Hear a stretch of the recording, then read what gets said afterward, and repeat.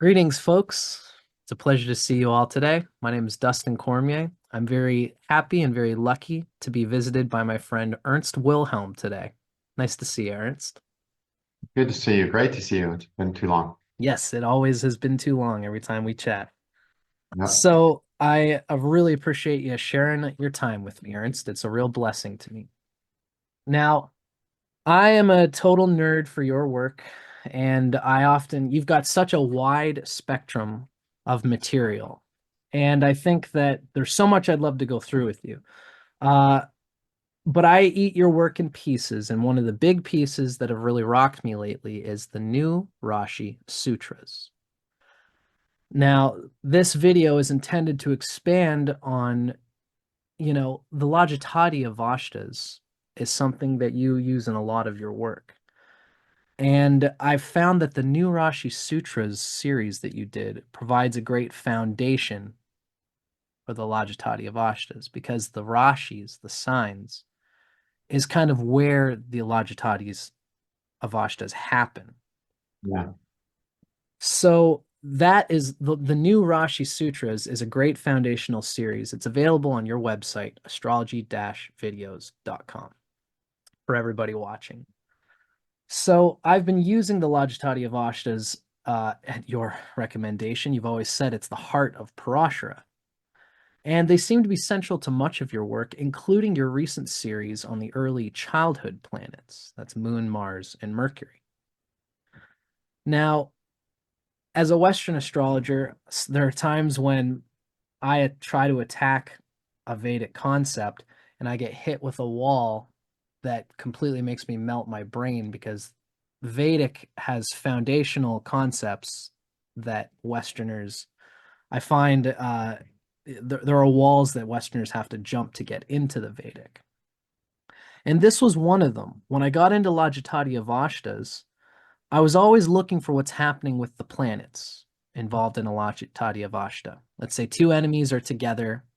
I'm Yeah. looking purely at what's going on with those enemies. Yet through your recent videos, I've realized that Parashara does not just emphasize the effects of the planets involved in their houses. Parashara specifically emphasizes the Rashi, the sign that the Avashta occurs in, especially as it relates to that sign's ruling planet. So now I don't want to talk too much right at the beginning, but I always do. I'm gonna do a quick little screen share here, and I'm gonna bring up this one tiny little example. So this is just a simple example here. We've just got the Sun and Saturn are conjunct each other here, and they're conjunct in the sign of Libra. I'm going to have a few more examples later, but we can see that the Sun and Saturn here, I used to just focus, that these two enemies, the Sun and Saturn, are together. Now, if they're conjunct together in Libra, let's say, this also has huge consequences for how the person experiences not just Libra, but Venus too. Example I could give here is if this person has Venus for an Atmakaraka, then this Sun Saturn conjunction in Libra is going to really affect Venus as a totality in their thing. This was a breakthrough for me. I noted this in connection with the fact that in the system of the cards of truth, Yeah. when each card represents the signs owned by a planet. So in the cards of truth, you would see Saturn and the Sun are in the Venus card. And Mhm. so this would be Yeah. affecting Venus as a totality. Now, can you say anything about this concept? And do you agree that it's easily missed by novice astrologers? It's something that's not paid enough attention to. And it's something I started paying more attention to because of the card system. So when I started seeing was happening in like the Venus card and how that was impacting relationships, I was like, duh, the same thing's happening if we have planets in Libra and Taurus. They're dramatically impacting all things ruled by Venus. So see, what's happening is we have conscious and unconscious forces. And in Brihat Prashar, in the very beginning, he tells us that the planets are conscious, okay? And the planets have divine consciousness, and humans have some divine consciousness and a lot of jiva or basically human consciousness or ego consciousness of the separate, the separate entity. And he talks about how the planets are conscious. Then when he introduces the Rashis, he says, Vishnu, Janardana, which is the name of Vishnu, has incarnated himself as the unconscious Rashis. So now we're dealing with the planets, these are conscious, and now the Rashis are unconscious. Okay? So we have these two parts. In our psyche, too, we have our consciousness, which is our mind, and everything that flows through our minds and hearts, right? Then we have our unconsciousness, which resides in the body. Okay? Now, our unconsciousness is doing more than our consciousness. Like right now, we're looking at each other, and our conscious minds are thinking certain things, right? Like I'm aware of certain things on you, and you're aware of certain things on me. But our unconscious mind is aware of thousands of times more stuff happening than our conscious mind right now. Right. Okay. So my conscious mind might be going, oh, I like this about you. I don't like this about you. But at the end, my unconscious mind is making its whole entirely different assessment about how it feels about you. And that's the feeling I'm ultimately going to leave with. That's the feeling that's going to make me want to video with you again or not. Okay. So it's important, is what you're saying. It's powerful. The unconsciousness is more powerful in what's happening in our daily lives than our consciousness. Our conscious mind is just how we're dictating what we believe, what we think we know, how we're trying to move through life, the precepts we're following, the things we don't follow. But what actually happens, it depends on what's in the body, what's in the unconscious mind. So when we see sorry, go ahead.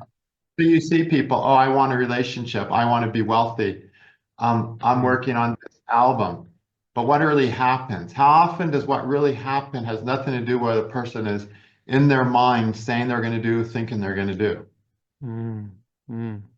I'm so sure this is the right person. Boom, explosions next week, Oh, I can never like that person. 6 months later, wow, somehow I married them, Right. So most of what happens in our lives, it's actually the unconsciousness making the decisions for us.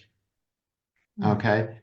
That's why hypnotism works, neurolingual programming. We can program the unconsciousness, and then people can respond out of that. And really what we're doing, the best use of the conscious mind is really to program the unconscious mind. Because that's where the power is. That's where the force is. So like, say you say, okay, it's a good idea to worship. It's a good idea to do mantras, and now I'm going to go do mantras. When you're doing those mantras, you're essentially programming the unconscious mind. It's kind of like Shiva and Shakti a little bit. Yes. And if you say, okay, I'm going to do a power board, I'm going to put this board on my wall with pictures of what I want to achieve, Well, we're just using our conscious mind to program our unconscious. Our unconscious mind has all kinds of stuff in it. It's manifesting. Like Jung said, that which remains in your unconscious mind manifests as fate. Right. Right? So all this stuff is in our unconsciousness. It's literally in the body. And negative stuff in the unconsciousness makes our body sick. Healthy stuff makes our body healthy and robust. So we have these two parts, the unconscious and conscious parts of ourselves, which are explained by the planets and the Rashis. So for instance, let's say you see a person who's got the Brahmin planets dominant. They're going to be a Brahmin-minded person. But let's say their dominant signs are Sudra signs. Then where they're going to find themselves is digging holes, building things, doing basic jobs, and enjoying it. But they still have this Brahmin outlook, this Brahmin mind. And their co-workers will come to them when they need wisdom. Right.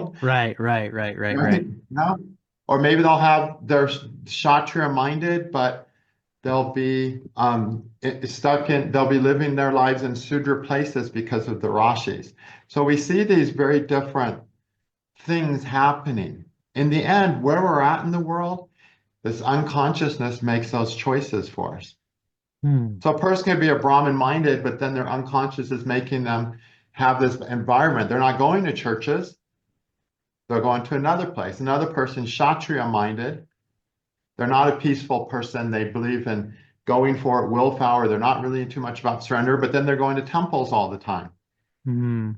because they have the water Rashis, the Brahmin Rashis dominate and take them to temples, pilgrimages, spiritual Brahmin type places. But in their mind, their outlook, how they move through life, could all be Kshatriya or any of the other castes. Mhm. So that's why we Whatever. get all these interesting people showing up in all these different places. And why you can't judge a book by its cover. Right, right. Just because somebody goes to church all the time doesn't mean they're Brahmin minded, spiritual minded. Yeah, Just yeah, yeah. because someone works on a construction site Doesn't mean that doesn't they're mean all they care about is coming home, turning on Netflix, and getting a blowjob, you know? right. Totally. Having a hamburger and a six pack. Right. It doesn't mean that, right? But we Beautiful. judge people based on those covers, don't we? Yeah, yeah, yeah, yeah, yeah. Very interesting. So Okay. in the example we have of the Sun and Saturn conjunct in Libra, Libra is operating through this unconscious, Yeah. and it's That's whatever great. the place is related to Libra. So, well, let's finish. I'll explain. So Yeah. we got Venus who's saying, okay, I'm conscious Venus. My job is to connect you to everything you need outside. The food, the healthy stuff, the right people, the relationship. I'm here to connect you to all the good things that you need to survive healthily as a human being on Earth. And I have my ideas about how to do that. And that's the Lajitaadi Avastas of Venus. Okay. Then we have Venus's signs, which means there's things in the unconsciousness that are dictating our lives. Mm, right. So, for instance, a client had a Venus exalted, okay, with very, very tough Avastas in the Libra sign. That's funny. I was going to give that its same example. Wonderful. Like, and this was a generation, anyway, you've seen that. Really, we're talking multiple shamed and starved planets in Libra. So Libra is gone, okay? Venus is great. So you see the Venus, the way their minds work is Venus. The way they try to go about doing things is Venus.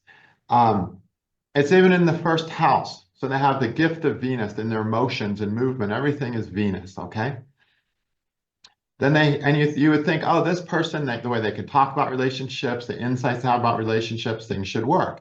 But now we have a trashed Venus sign, completely trashed Libra. Libra. So Libra is where you actually make the trade, Mm, okay, with the person. And now to make a trade, you have to feel like you have something worthwhile to trade, and you're going to get back what you need, right? mm, That's what Libra is. I'm going to give you something that you need, that I have that's valuable, and you're going to give me back something that's valuable to me. mm. I have something valuable you need that I can give, and you have something valuable I need that you can give. Right. And the valuable thing I have that you need, I might not even want it Hmm. Hmm. because Saturn's exalted there. The best thing for me to do is trade what I don't even want, Saturn. Right. And if Cool. that coincides with what you really want, what you really need, now that's the best deal for me, right? Right. I'm getting rid of That's my why, shit and getting gold for it. but he's getting gold, the other person's getting gold too, Right. because they really, really need it, Right. right? Right. Okay. It's like the So it's peanut gold for them. farmer and the blueberry farmer. I've got way too many peanuts. I don't need them. So it's shit to Exactly. me, but you don't have any peanuts and I need your blueberries. Exactly. So it's a Beautiful. nice, all right. So the Libra there has got all these damaged planets. Libra is the idea, I have something worth the trade and people will trade with me. But in their bodies, they don't believe that because of these bad avastas in Libra. In their bodies, what they believe is, I don't have anything this person really needs. And this person is really not going to give me what they need. They're just going to use me and tease me and draw me on, tempt me. But then they're at the end, I'm not going to get it. Right. So Mm. when the person does something for them, gives them a present, they go, okay, why are you giving me a present? What are you trying to get from me? Hmm. Right. Okay, it's suspicion. It's like, oh, we're not doing a trade. It's like, okay, you're trying to take advantage of me. Because I've And been so their taken whole advantage response in before. relationship trade situations is, I don't really have anything to give. And they, as soon as they find out, they're going to leave me. So I better get everything I can while I can get it. And everything they're giving, it's really just to manipulate me. And it's really not to give a deal with me, you know? To So this gain whole, something. to gain something, it's to use me in a Right. bad way. Right. When we trade, we are using a person. Right. We're using a person in a mutually productive way, Right. Right. right? Yeah. And both people are glad. Thanks for using me. I mean, lovers say use me, right? Right. It's like, you know, when you go to the store, you're using each other, but it's a mutually productive way. Mm. But with Libra so afflicted, in the body doesn't feel that that exists. It doesn't feel that that happens. And how they actually act in relationships is like that. Therefore, the relationships don't work. Even though they got an exalted Venus that is wise, has so much understanding, when it comes down to it, in the body, there's no belief in them being able to make a good trade with somebody. Beautiful. You know, it almost makes me wonder, Ernst, like if you were to, when you were counseling and when you're doing a chart for a person, do you often find it's the case that if a person's got exalted Venus, then they got Venus coming out of their ears? It's an important part of their energy field. Mhm. And if they've got all this garbled, difficult Avastas happening in Libra, this person is going to be involving themselves in the trade because the conscious mind is going towards it, even though the unconscious mind Yeah. is antagonized by it. And this is a piece that us as astrologers Yes. counseling people probably need to help them understand. Yeah, we have to look at both. We have to look at the planet and its signs before we make a decision. In the new Rashi Sutras course, I took examples where we just looked at signs, just looked at Venus's signs, no ascendant, no nothing. You know, so if someone comes and says, "Oh, I'm having trouble with relationships," you go, "Oh, I don't have your time. I can't help you." Bullshit. Right. The seventh house, it comes after all that. Hmm. Okay. You can help them if you straighten out their Venus, talk about their Lajitaadi Avastas. If you study the signs of Venus, so say Taurus is in bad shape. Hmm. Well, now simply their self-reliance is too low to be in relationships. Taurus is their self-reliance.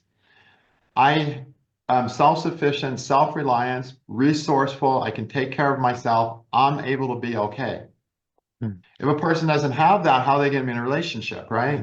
Right. Right. They're going to be freaked out by everything their partner does. They're going to be clingy. They're not going to be able to be in a partnership, and they won't feel like they have anything to offer the person because value Tauruses are resources Right. that we trade at Libra, right? Right. Right. So I And guess so that people, will impact directly relationships. So if you look at relationship counseling and you see, oh, these are the things that people who have healthy relationships do, you'll see these things have a lot to do with Taurus and Libra qualities. right. Right. Wonderful. It makes me think of like it almost makes me want to ask you, Ernst. I think one of the reasons, this is just my brain just going towards a curious extra thought. I've one of the things that I use most in Kala is the Lajitaadi Avastas. And Mhm. of course, I would say that the Lajitaadi Avastas are only showing the Avastas of the planets, Yes. the conscious Avastas. Now, do you have a place in Kala, maybe I haven't seen it, where it shows the Rashis and No, because the Rashis don't have Avastas. Only planets have Avastas. There's 5 kinds of Avastas. They're all created by the planets. right. Now, it's the planet that's under the Avasta. Okay. So but the Rashi helps create it. Hmm. So Saturn is exalted in Libra, which means it's proud there. So Saturn and Libra together equals proud, healthy proud. Okay. And right. Okay. So Libra participates in creating it, but it's not that Libra is proud. It's Saturn that's proud. Got It's it. the conscious mind that experiences the condition. Hmm. Okay. Mm-hmm. Then whatever's in the conscious mind programs the unconsciousness, right? Mm. The unconscious operates through the conditioning of the conscious mind, which are the That planets. so you sit down, you do a mantra, you do an affirmation, I am healthy, I am well, I am beautiful, and I'm moving forward. You're using your conscious mind to program your unconsciousness. So when you see a planet in a good avashta, it's simply that your conscious mind has ideas going through it that are truthful, and now they've been embraced in the unconscious mind in that sign. So that sign is delivering now. Okay. Because it's the consciousness that's the main operating So factor. there's a force of the signs. And see, what the more I do Vedic astrology, the more I do astrology, the more I find how important the signs are. Like I would say in the last 5 years of doing astrology, the most revealing thing has simply been how powerful the signs are. Mm. It's like, wow. And and we use signs Aries, Taurus, Gemini, but I've also been getting into the signs, the ancient signs from India, the Adityas, Oh yes, where we have a whole nother level of symbology of very powerful beings. Every sign has a sun god. Every sign has a rishi, an enlightened saint attached to it. And every sign has a rakshasa attached to it and other things.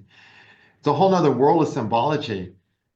And it's really just been about realizing how important the signs are. the container for what's happening.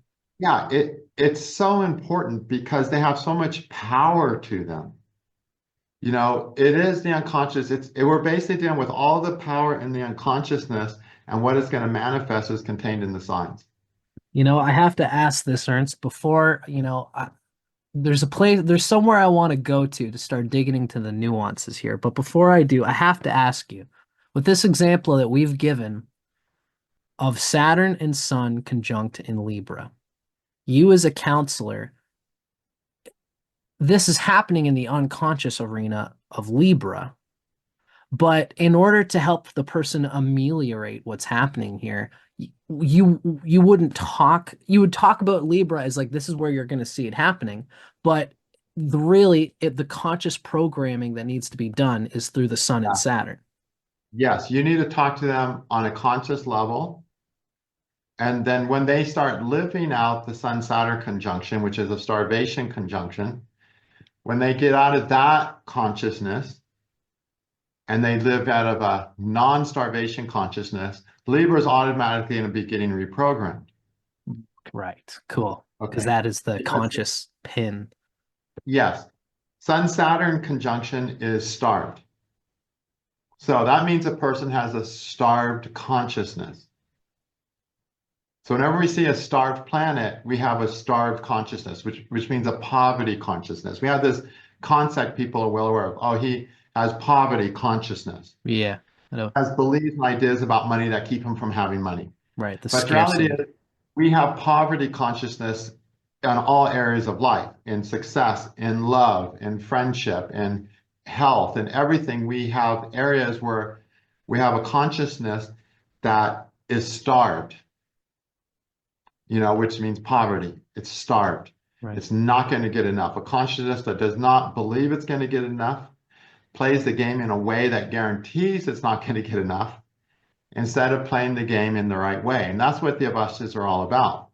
Let's find out what ideas are in your consciousness, the way you're trying to play the games that simply don't work.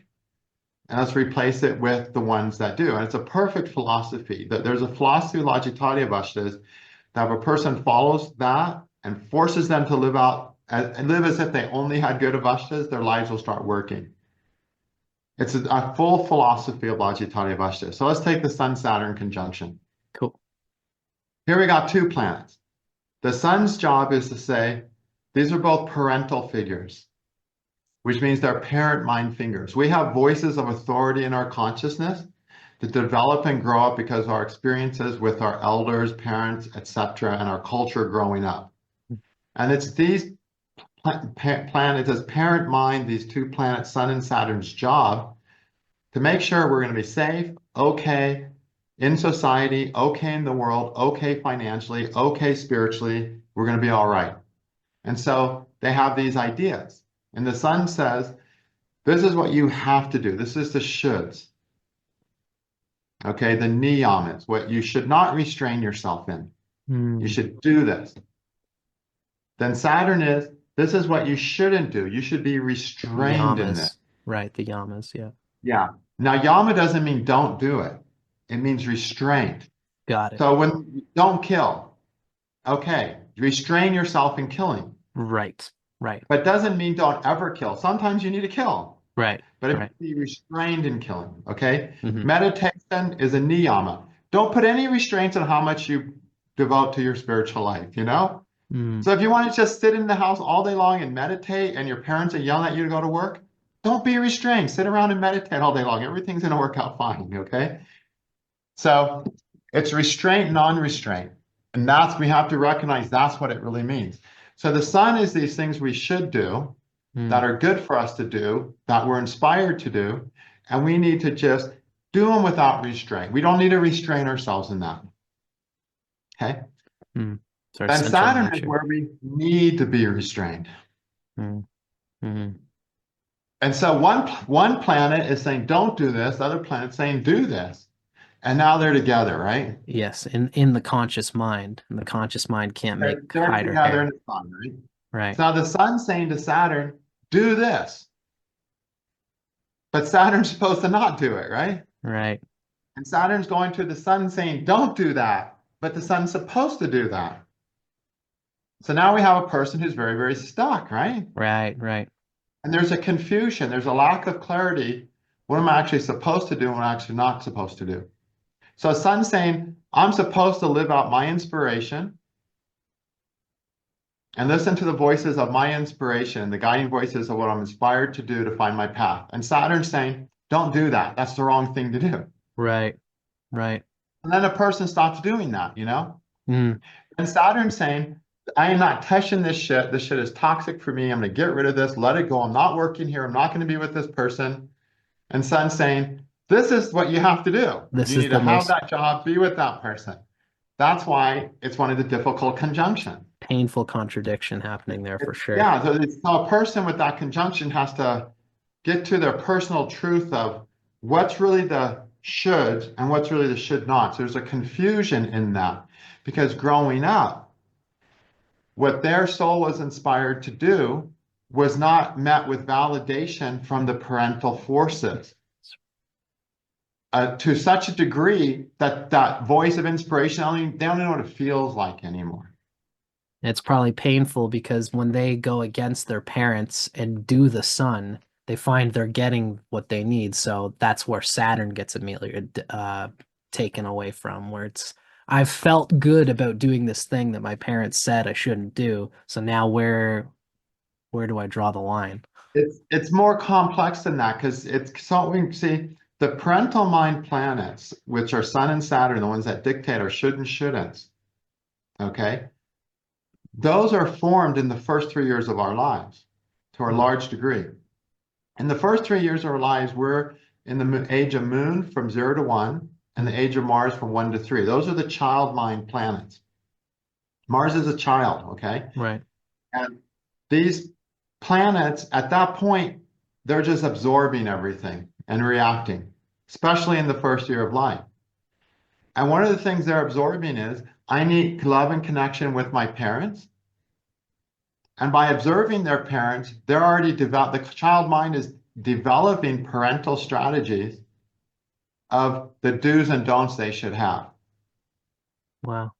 So if a child's 3 years old, 2 years old, and dad comes home and he has some ambitions as he's inspired to do, and mom chews him out and they have a big fight that he's wasting time on these foolish inspirations and music when he needs to just focus and do his family, the child's going, to get loved by my mom, I need to not go be a musician. I need to go do what I'm inspired to. Right. And already most of these parental mind ideas are developing in the first 3 years of life.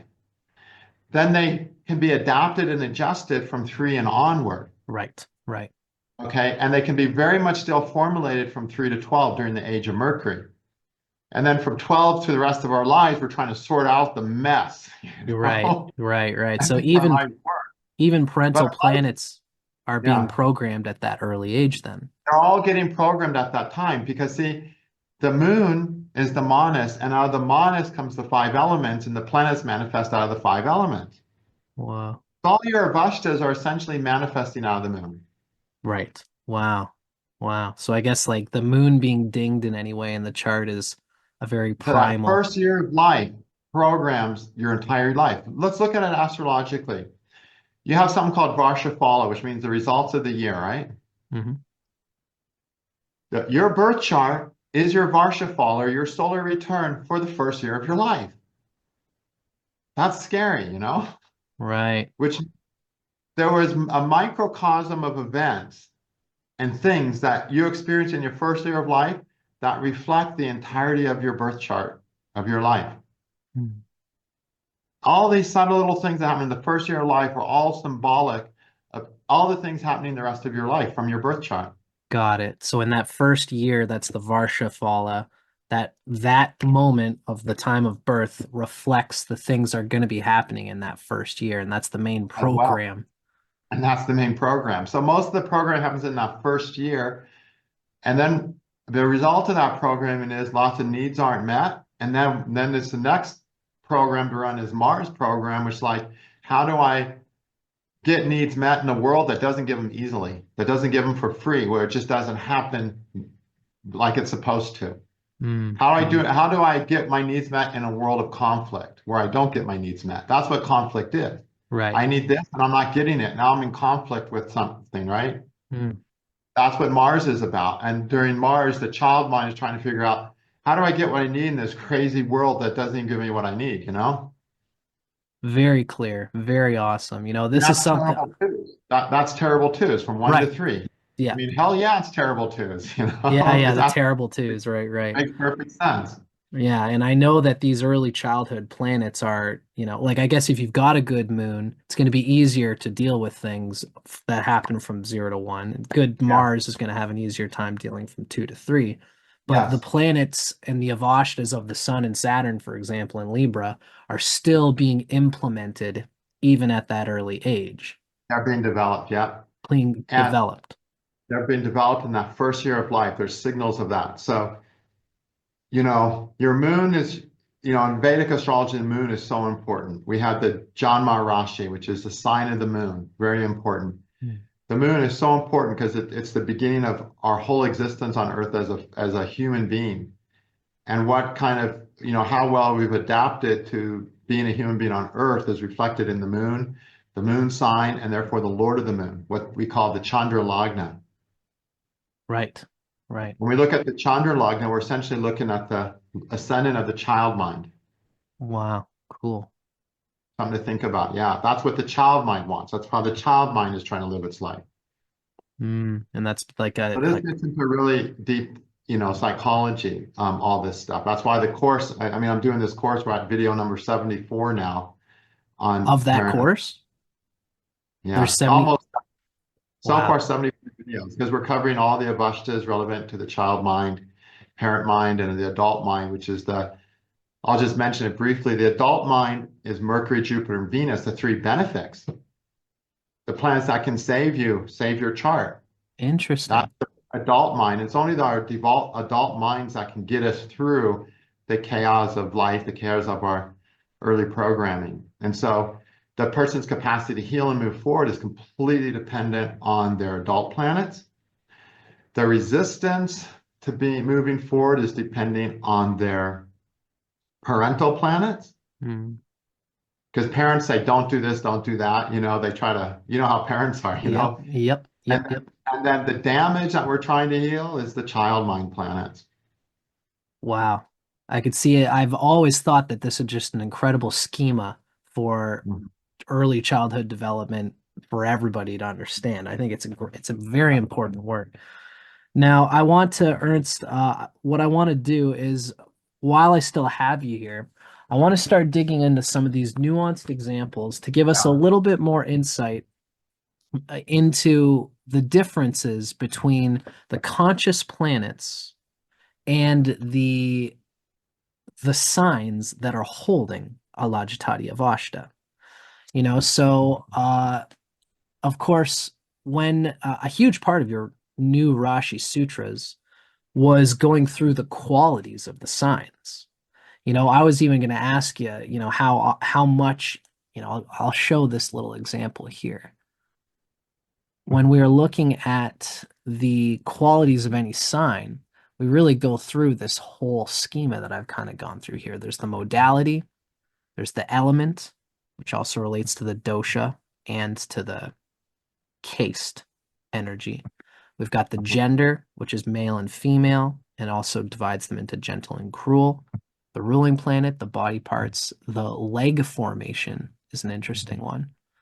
The size of the planet, or of the sign, and then Yeah. several other things, the color, day strong versus night strong, all of these qualities of the sign that are going to help to illuminate and understand the qualities and character of a sign where any Lajitaadi Avasthas falls.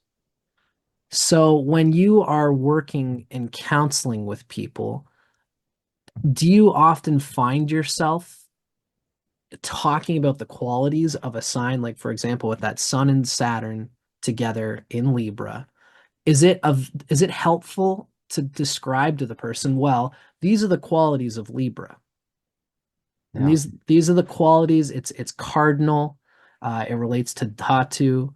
It's an air sign, which is Shudra. Uh, is describing these qualities in an where an Avashta is happening. Is this one of the reasons that you got into the new Rashi Sutras and spent so much time on it? Gosh, I got into the Rashi Sutras. I think the main reason is just through so many years since I did the original Rashi Sutras. Mm, I don't know, was it 15 years or something crazy? A very, very long time. Just my understanding on the signs and the understanding of their importance became so much greater. At first, I think in Vedic astrology, at first we get this emphasis on planets, right, oh, the right, planet. And then we start thinking the nakshatras are important, right? right. That's right. That's part of the Right. confusion that's on my brain right now is Then that over the years, I just was realizing, wow, Rashis are important. Now I understand why Gemini, which is really a most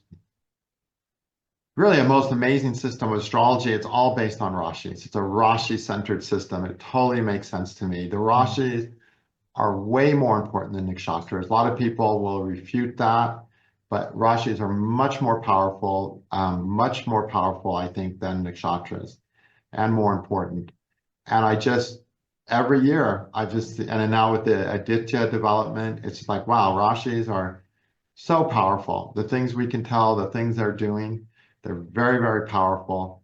Um, at the end of the day, it's the Rashis that have the strongest influence on an Avashta. So say we've got, Saturn in Libra, it's exalted there, so it's proud, which is the best Avashta. mm. Sun is starving Saturn. So now we have two planets. Generally speaking, you'll see the sign effect is going to, over time, dominate the planet effect. So in this case, the benefic effect of Libra on Saturn is going to override the detriment of Sun starving Saturn. Probably Okay. not the same for the sun though, because the sun is debilitated in Libra. Yeah, it's the Sun that's going to be hurt the most there That's because, very clarifying. but also the Sun is hurting Saturn more than Saturn's hurting him because the Sun is debilitated, and a debilitated planet will starve another planet more than another one. Mm. Because of the So pain it of comes its down to the weird little mix. But at the end of the day, the most powerful Avashta is the proud Avashta. right. And so that's the one you're always going to see float to the surface. So really, at the end of the day, if you're going to have a Saturn-Sun conjunction, it's best for it to happen in Aries or Libra, where one of the planets will be proud, because in the end, proud planets can rise above the troubles. Mm. The proud planet is the planet we say, because I had this, I got through. This is the Got it. planet that got through. And so you have a planet, if you have a planet exaltation Trikona, it's proud, which means that planet's going to get you through. And the sign that it's happening in helped you get through too. Well, right. That so the sign is key in this way. I Yeah. want to show you these nuanced examples before we run out of time here, Ernst, because I'm sure that this is gonna be a wonderful condensation of everything that we've been talking about today, or at least I hope it is. Let's see if I'm on the right track. So this is just talking more about some of the Okay. qualities. Now, here is an example where I'm starting to build different pictures of how these Lajitaadi Avastas are going to mean different things in different ways. Here we have the Sun and Saturn conjunct in Libra, and of course, Rahu and Ketu are in the Aquarius and Leo axis. So here, the Sun and Saturn are really a load-bearing wall, as I like to Yes, call it, right? This would be a little bit different from if the Rahu and Ketu were yes, in Pisces and Virgo, right? So this is yeah. already showing that there can be nuances here. Now, one of the first examples I wanted to give is this is speaking less to the, not so much to the Rashi aspect. I was interested in showing that this person has Ketu in Taurus. Mhm, So Venus consciousness is going to be relevant to this person's K2. Excuse mhm, my phone for making noise there. Uh, so because of the K2 in Taurus happening here, the nuance that I'm going to start kind of bringing up here is the male and female at gender energy dynamics that go on because you've mentioned mhm, I'm gonna just go right to here. So hopefully you can see this okay. You've mhm, mentioned in your Rashi Sutras that the emphasis of male consciousness versus female consciousness plays a part in how a person deals with Lajitaadi Avastas as well as I would say Rahu and Ketu. So this is my first example I'd like to just jump right into. This what we have here is a chart of someone who abides by male consciousness. What we mean by that is that most of the gender signifying planets are in fire or air signs. When the mhm. Lagna Lord is in a fire or air sign, it's a male energy. I don't know if I'm using the right terminology there, but Yeah, those are air and fire signs are male sun. male Water, signs, right? So female sun. here we have the Lagna Lord, which is Jupiter. It's in a male sign. We have the Sun in a male sign, Libra. We have the Moon in a male sign, Gemini. The Atmakarika for this person, let's call it Mars, is in a male sign. And the Sun is above the horizon. So it's a day Mhm, birth. So we have 5 out of 5 signifiers for a male consciousness. Now, the first mhm. thing I would like to ask in this regard is, does it serve this person to have this Lajitaadi Avashta happening in Libra? Libra is a male sign. This is a male consciousness. Mhm. Does it serve this Avashta happening in Libra for this person to be a male dominated consciousness? Or is the male, does that, does the male Has that over, reduced the male fully? No. It's yeah, it's not going to cause a problem. The fact that they're, more male energized. right? Male Does it help? energized be more initiative. Um, the Saturn at the end is going to help a little bit because they have an exalted planet in a male sign. Okay. But um, it's not going to help enough to make it a big deal that even needs to be discussed. The critical thing that's going on here is that Rahu is closest to the fourth house. Hmm. Okay, so if Rahu is closest to the fourth house, a person, whether male or female, is more distant from their female side. Hmm. Okay, if Rahu is closest to the 10th house, they're more distant from their male side. I gave the example here actually. So this is Okay, a person who's fully out got the nodes in the fourth and 10th. yeah. Now, if Rahu is closest to the first house, you're more separated from your gender. So if you're male, you're more separated from male energy. If you're female, you're more separated from female energy. Hmm. And if Rahu's closest to the seventh, you're more separated from your opposite gender. So the seventh is if you're male, it's your inner female, your female side. Rahu closest to the seventh, you're more separated from your female side if you're male. You're more separated from your male side if you're female. Hmm. All right, so when we bring in gender, we have to consider where Rahu is. Cool. That's very clarifying. So when Rahu's closest to the fourth, we got a person here who's not only got all this male sign energy, but also they're just the jungle, the place they don't want to go to is in their feelings, into With their female with Rahu in the fourth house you're talking about? Rahu closest to the fourth, which means Rahu in the third, fourth, or fifth, right? Got it. Is closest to the fourth.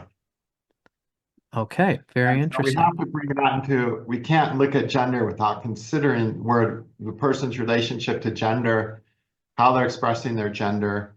And by gender, I mean their male and female signs, not their physical gender, but we all have male and female genders within us. How they're expressing that, what proportion they're expressing. We can't do that without looking at Rahu. Interesting. So with this person, so do you often look at the male versus female consciousness, like the orientation of planets towards one way or the other? Oh And when yeah, it's yeah. when Definitely it's something worth looking at. It's important to look at. There's that yoga, Mahabhagya yoga, right, yep. right? Portion yoga. That's when the sun, moon, and ascendant is in male signs during the day birth for a male. So it makes them work very strong in their male side, or for a woman, her ascendant, moon, and sun are in female signs during the night birth. Right. Now, Flip. and those are good yogas, but what you often see is you'll see a woman who's male dominated, for instance. So she's going around and she might be looking very much like a woman, but when it really comes to qualities of true receptivity, true openness, there'll be none of it there. But she might do make every appearance to look like the woman, Hmm. And so it'll be, that you have to understand that it's when we deal with male, female, we're looking at if a person's male or female geared, if they're actually behaving that way. Male geared is initiative, leadership, initiative. Female is receptive and veto. Right. The male side says, let's do this. The female side, I don't feel like that. Right, It veto. right. The Then the veto. male side, how about this? And the female side says, I don't feel like that. The male side says, how about this? And the female side says, that feels good to me. So the female's the queen. Female. I'm not talking about looking at someone and going, oh, what a woman, or gosh, what a guy, Yeah. That's oftentimes what people portray, and that is 180 degrees opposite of how they're actually energized. So lots of women who look so feminine, so beautiful are actually very heavily masculine energized. Wow, I can see that. Vice versa, a lot of men may look very feminine, not be put on a big male ego trip, but be very solid masculine people, So do pay attention to those signs. Looks are very, very deceiving in that department. Something I want to ask you again while I've still got time with you here. I often think about the fact that one of the things you mention when you're talking about Rahu and Ketu is the energy of the sign that Rahu and Ketu are working through. So I'd be very curious to know if you would say that there's a large difference between, for example, if this is a male consciousness oriented person and we have the nodes operating in Leo and Aquarius. The nodes are trying to balance and find harmony between what we're through the male axis of Aquarius Yeah. and Leo. So I would think that a male consciousness person would have an easier time doing that with the nodes in Leo and Aquarius, as opposed to, for example, especially let's say a female, like a woman in a woman's body who has male consciousness and she has the nodes in the female axis. So now she's lacking in the typical female energy that would allow her to adjust healthily to the nodes in the Virgo Pisces axis. Would you say that am I on the right track there? You can't look at it that linearly because there's two different things. Okay. There's if a person's male or female polarized, that has to do with the male and female signs. Okay. So, and then are they listening to their male or female sign? Uh-huh. So, see, someone with Rahu closest to the fourth Right. doesn't listen to to their female side. Okay. And that means every male dominated thing they do, they're male energized. Every initiation they do, everything they initiate towards, everything they lead towards, everything they try to dictate and control is all happening without them even checking up on how they really feel about it. Mm-hmm. Wow. And so it's like building a kingdom without asking the people in the kingdom how they feel about it. Mm-hmm. You know? Right. At the end of the day, the person's going to wake up and go, shit, what's in my life, you know? Cool. Like, this is not what I feel comfortable with. Yeah, so they're very, very different things. It doesn't really matter. I mean, everything matters to a degree, but it doesn't really, we're splitting such a fine hair when we consider, oh, they're dominated with male signs, and now we've got Rahu in a female sign or male sign. Doesn't even matter. It really doesn't matter. It's not making any difference, really. What matters is where is Rahu? In comparison to the 4 angles. And also, let's put Rahu in Cancer now. Okay. Now we got Ketu in Capricorn, Rahu in Cancer. Now we have Sun and Saturn squaring the nodal axis, right? Right. Remember, the planets that are 410 from the nodes are the planets, the fulcrums that can balance the nodes more than any other planet, right? Mm. So now the nodes are in females. For that to happen, nodes are in female signs, and the other planets have to be in male signs. Right. And that's the best thing. That's what helps people work out their Rahu Ketu the most and balance them, because Rahu and Ketu are always about balancing the male and female. Wow. See, everyone's listening too much to their male side or too much to their female side, basically. Mm-hmm. Which side are they listening to too much? Look at Rahu and Ketu. It'll usually be the K2. They're not listening to their female side enough. Or If closest Rahu's to in the 4th. Yeah. or closest to 4th. If Right. just cut the chart into 4 houses, 1, 4, 7, and 10. Right. That's where we have to start looking at Rahu and Ketu. Rahu closest to the 4th, they're not working with their female sign. It's there, and it ain't happy, but it's being rejected, okay? Right. Rahu in the 10th, they're not listening to their male side. It's there, and it's getting frustrated. And it's getting pent up, okay? Rahu in the 1st, if it's male, they're not listening to their male side. If it's female, they're not listening to their female side. Rahu in 7th, if it's a female, they're not listening to their male, So it's and the not using opposite. their male side. And it's opposite gender, right? And see, the 7th house is not even about relationships. More importantly, it's your opposite gender half of your psyche that you need to become in touch with. Relationships And just happens to be a wave. relationships are just proxies for that. See, Beautiful. everyone you meet is the proxy of your male and female side. So if someone comes in that's wonderful, all right, that's a proxy for the wonderful parts of your opposite gender sign. If someone comes in and they're a nightmare from hell, well, that's just a proxy for your nightmare in hell opposite gender side, you know? Wow. Depending on what that side looks like, you know, in your chart. And the person at the end of the day is just a proxy. They don't come and do things to us. They're a proxy of our own inner female or our own inner male. And the reason yogis eventually run off into the woods and don't need any of that, because once a person embraces their male or female side equally, they have no need for a proxy anymore. So if a man is living fully with his inner female self, he doesn't need a woman the way he did before. Not that it might not be beneficial and useful, and he might not have it, but he doesn't have that, oh, I need this, I'm missing something, I'm longing for love feeling. Same with a woman. When she finds and is in touch with her full inner male half of her psyche, all the neediness, all the loneliness, all the longings go away. All those feelings we have are simply because we're not in touch with our opposite gender side.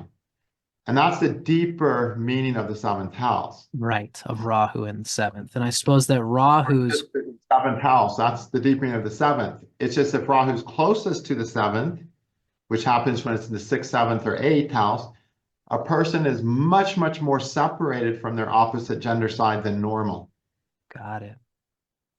in which a means that painful part way. is so far repressed and rejected in them, it takes a lot to find it. And that's why Wow. they have the crazy relationship experiences they have to stir it up and help them find that very lost and hidden and rejected and suppressed male or female side. So usually if you're ever counseling somebody and you find that they're going through this kind of relationship trouble where they're projecting things on the other partner, but you can see that what it is there's integrations inside of their own energetic arcs Yeah, it's that that the they ha person's proxy. right. And It's that's like probably politics. It's like politics. Everyone thinks, oh, if Trump wins, this will happen. If Kamala wins, this will happen. No, those people don't have any power. They're just proxies of the collective mass of the country. So everyone in America has this collective karma they share, and that's what the president's going to do. The president's just a proxy right. of A the proxy. collective, a proxy. I mean, he stands in. So we have a Yeah. woman or a man stand in for the part of our psyche that we're less in touch with. So they're And a then we want platform. it, we crave them for 3 months. It's wonderful. And then it starts deteriorating. And now we're back to where am I going to find that perfect man, perfect woman? Well, it's not a perfect man or woman you're even looking for. It's your inner man or woman that you're looking for. And no matter how defective they are, they'll be more perfect than any relationship you'll find. Wow. And I suppose like I from watching, I'm looking at our time and we should almost call her one, Ernst, but I would say from watching so many of your videos, uh would you say that Rahu and Ketu generally, no matter how well they're placed, would they generally make up the bulk of these energetic arcs within ourselves that we tend to be working out? Yeah, the Rahu Ketu position, what house it's closest to, has so much to do because, you know, it's we can't really do anything successfully until our male and female sides are united. Right. We just can't do it. And where we're most unsuccessful is the Rahu Ketu axis, because that's where we experience our male and female sides with the greatest division. Mhm. Mhm. Like yoga, hatha yoga. Hatha yoga is not stretching. That's asana. Right. Hatha yoga is the male and female currents uniting Right. in the spine on an energetic level. And then those energies can go up and give super consciousness. But it's also for that to happen in your conscious daily life, your male and female sides have to be united, which means we're working with both those sides having consciousness and awareness. Unfortunately, everyone is repressing one of those sides more than the other. Which one? Mm. Well, the one that they're attracted to. So if you're a Mhm. male and you're attracted to a male, your male side of your unconsciousness, you're less in touch with it than your female side. That's why you're looking for it out there. We're looking out for that thing. That thing we're looking for the outside of a person is simply the male or female part of ourselves that we're not in touch with as much as the other part. And Right. as we get more in touch with it, we'll be able to do everything better, whether it's music, writing, science, astrology, architecture, art. We'll do it better because now we've got both sides focused on the same mission. Wow. It makes me think that Hatha yoga is just another proxy. It really makes me think that when we say the word yoga, we're meaning huge. We're meaning Mhm. union. Like, is this like, would you say that this The is a first union that has to happen, the first union that happens is between man and woman, okay? Mm, Or a male and female energized person in a homosexual relationship. right, right, The second union that happens is a union between your male and female psyche. right. The final union is the union between your soul, which is female, with God, which is male. Amazing. Wow. And we step through it in that order. When we're ready to let go of male and once we're ready to let go of male and female unions when our male and female sides are in union Inside. inside. I mean, And then, they're both working together. They're both equally present. When our soul connects to God's soul, we don't even need our male and female union. That union becomes meaningless at that point. Right. Or at least just not nearly as Because now we have a distracting. new union. Because Right. see, the union of our inner male and female is still a part of our psyche. And when the psyche has that union, the things it can do, it does everything better. Mm. Because the male side makes mistakes, screws things up because it's not listening to its female side. And the female side makes mistakes because it's not anchored enough by its male side. Mm. So the male side says, I'm going to do this. This is what I need to do. And the female side says, this feels really like wrong to me. And the male side says, oh, sit down, shut up. Right. Right. And go to the bathroom and put makeup Yeah, on, yeah. right? Just be quiet. Get Yeah, out of yeah. here. Go away.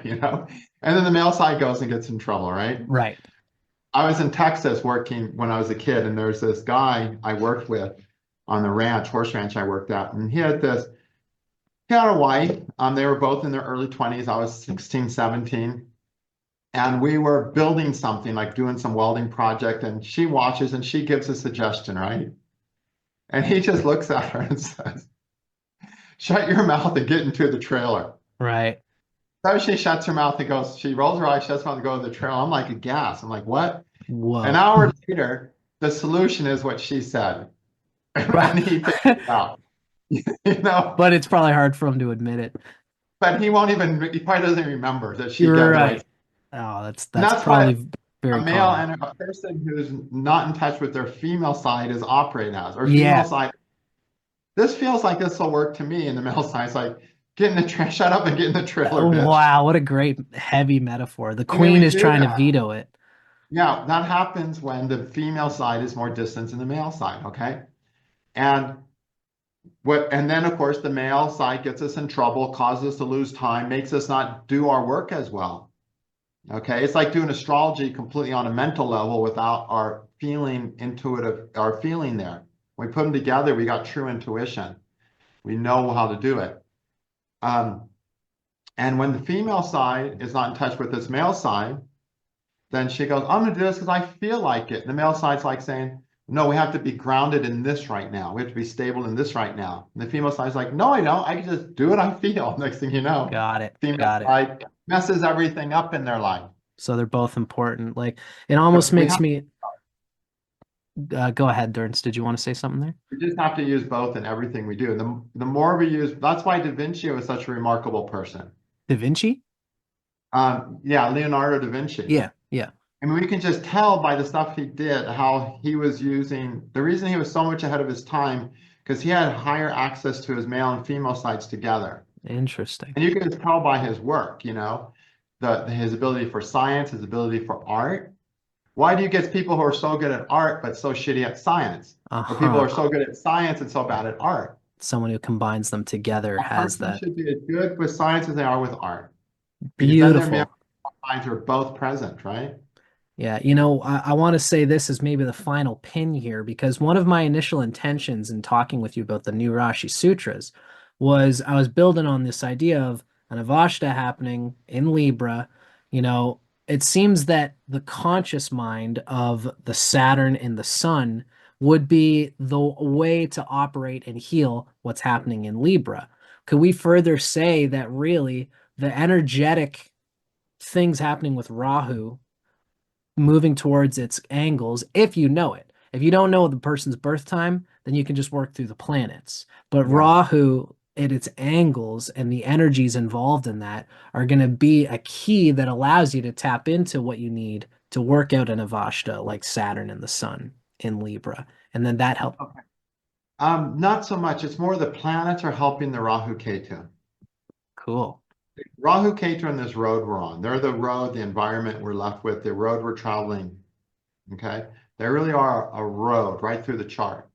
And it's the environment. So if you grow up with Ketu in a sign in a house, you grew up in an environment that taught you this is how it's right to be. Mm. It's not that the person actually is that way. How they are is based on the other planets, but the environment leaves such a powerful imprint. It's stronger than what we actually are. And through that imprint of that environment, that environmental imprint, we have to find out what we are. Mm. Mm. And we do that along this road that's trying to imprint us and has imprinted us through Ketu. And by going out into the Rahu, we go to the place where there's no imprint, the place of freedom. There's no imprint at Rahu. It's all open. And when we go to Rahu, we get to find out what we are. Right. Right. But we don't want to do that.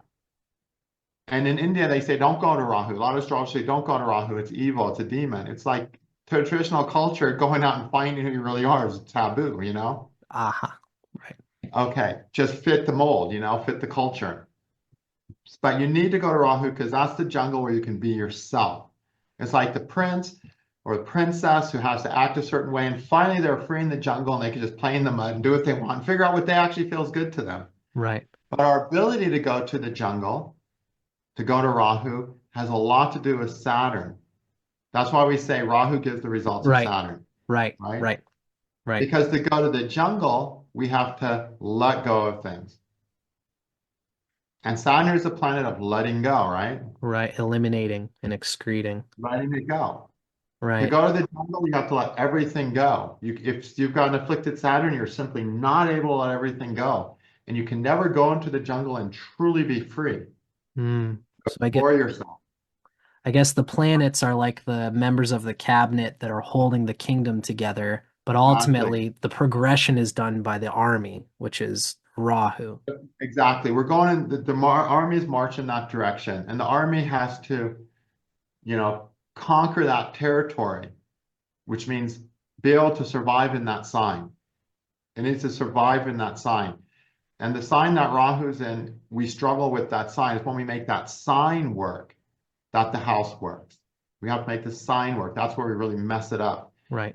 And so in this case, with the Sun-Saturn conjunction Libra, one of the problems we have is Saturn saying, okay, I need to let this go. And the Sun is saying, this is what we have to do. The thing you want to stop doing, we need to do it. So there's a conflict. A Sun-Saturn conjunction, simply a person. Saturn's what we're not. Sun is what we are.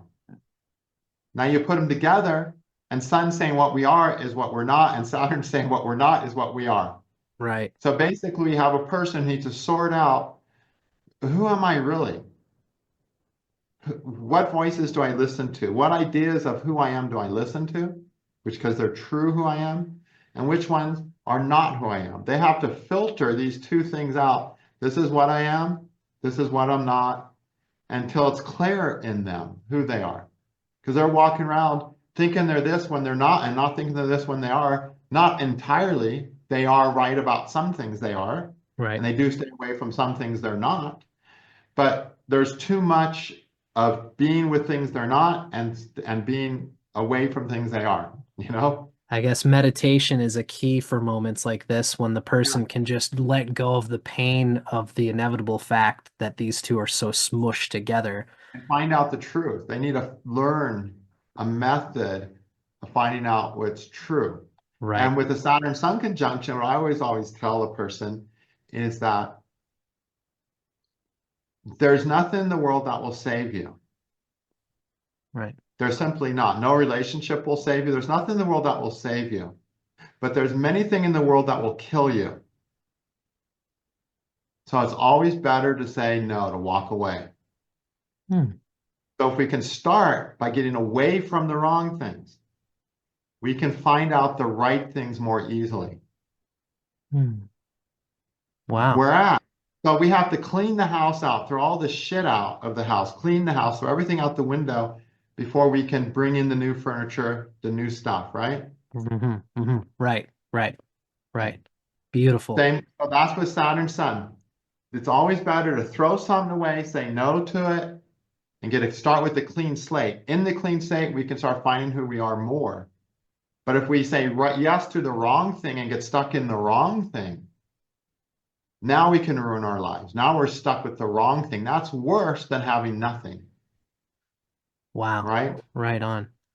You know, but it see, almost... we really want to do that because we want to hold on to something. But that's the best advice for a Sun-Saturn person. That makes Nothing sense. will save you, but there's a lot of things that kill you. So if in doubt, get rid of it. Say no to that person. Say no to that job. If in doubt, have a clean slate, an empty room. It really goes to show me that the knowing the conditions of an Avashta between the planets themselves is really the conscious pin, as I mentioned, right? So Yeah. that's why these new Rashi Sutras are, it almost like we have to fit both of these. The conscious planet is such a key pin, but the information in the new Rashi Sutras is still a great underpinning to understand the whole foundations of everything going on in the chart. Yeah, the more you learn about the signs, the Avastas just show us what's happening in that sign. Like, is the energy a supportive, healthy energy or destructive energy? What Prashar says at the end of the Avastas, he says the Rashi gives the results of the Avastas. So it's the Rashi that's impacted. It's the Rashi that gives the primary results. So you look at what planets, houses you have, see what Avastas you have, and right away, in 2 seconds, you can see what houses are working and what are not. Mm, Then you can mm, take the lords of the houses, what Avastas they're in. mm. Okay. But the ones that, you'll see the houses that work best are the ones with the good Avastas. The houses that cause the most, that are so difficult are the ones with the bad Avastas. And part of that difficulty will be the house lords that are in that Rashi. Right, right. So you take that sun, what house does it rule? Will impact. But the house of Libra will be troubled. Right. But Beautiful. yeah, That's very clear, Ernst. You've given me a lot of time today, and I feel like I could talk with you forever, but I know what we do you, didn't even do the topic we're supposed to really. I don't know what you're going to call this class Honestly, we or did this good video. here. We did a lot of work on me working out the new Rashi Sutras as it relates to the context of Rahu and Ketu, especially. So I'm Yeah. very happy with that, and that was what I was going for. So thank you very much for your time, Ernst, and I hope that everybody enjoyed this class as well. Always keep your eyes peeled. If I'm lucky, I'll always get to do more work with Ernst like this. Yeah, we'll definitely get together. It's always fun. Thank you. Awesome. Truly my pleasure. So thanks everybody. I'm going to stop the video, Ernst, and I'll say bye to you. And thanks to everybody for watching.